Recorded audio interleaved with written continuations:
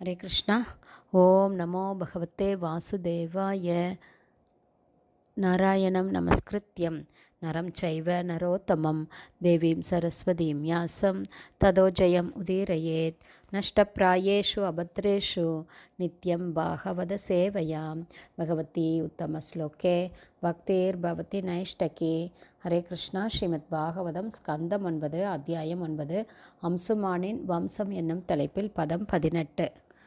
ததக சூதாசஸ் தத்புத்ரோ தமயந்தி பதிர்நிருப் ஆஹூர் மித்ர சகம் யம் வை கல்மாஷாங்கிரீம் உதக்வச்சித் வசிஷ்டசாபாத் ரக்ஷோ அபூத் அனபத்யக ஸ்வகர்மனா.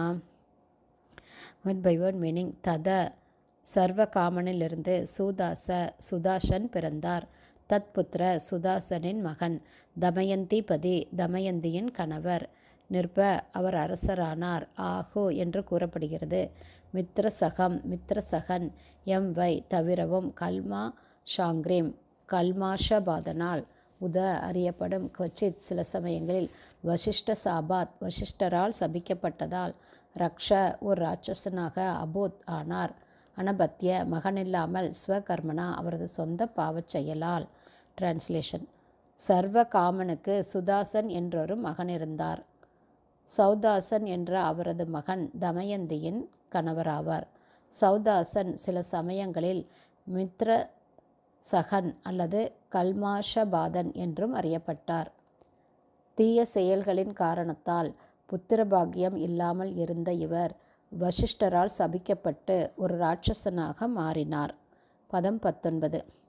ஸ்ரீராஜ உவாச்ச கிம் நிமித்தோ குரோஹ சாபக சௌதாசஸ்ய மகாத்மனக ஏதத் வேதித்தும் இச்சாமக கத்யதாம் நஹோயதி.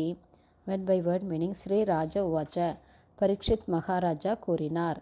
கிம் நிமித்த என்ன காரணத்திற்காக குரோ ஆன்மீக குருவின் சாபம் சௌதாசஸ்ய சௌதாசனை மகாத்மன சிறந்த ஆத்மாவை ஏதத் இதை வேதித்தும் அறிய இச்சாம நான் விரும்புகிறேன் கதையதாம் தயவுசெய்து எனக்கு கூறுங்கள். இல்லை ரகசியம் யதி என்றால். டிரான்ஸ்லேஷன். பரீட்சித் மகாராஜா கூறினார். ஓ சுகதேவ கோஸ்வாமி, சௌதாசனின் ஆன்மீக குருவான வசிஷ்ட முனிவர் ஏன் அந்த சிறந்த ஆத்மாவை சபித்தார்?